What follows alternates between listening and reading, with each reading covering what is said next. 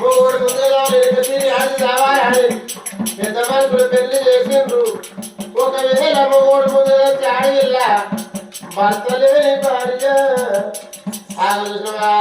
ఒకటింటి కొట్టాలు తెచ్చి ఒకరింటి బాధలు ఏ మాదింటికి అయితే చేసిన పిల్లదాకుంటుంది, పెంచుకుంటుంది, పెద్ద చేసుకుంటది. ఒకవేళ కోడళ్ళు గజ్జి ఎన్నడు నలుగురు చెప్తుంది, కొట్లాడుకొని ఎన్నడు ఉంటుంది. ముసలయ్యలేని ముసలయ్యే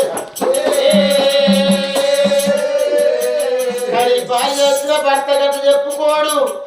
ఎందుకంటే మొగోరికి ఆకలి కాదన్నట్టు కాదు, కడుపు లేదన్నట్టు కాదు.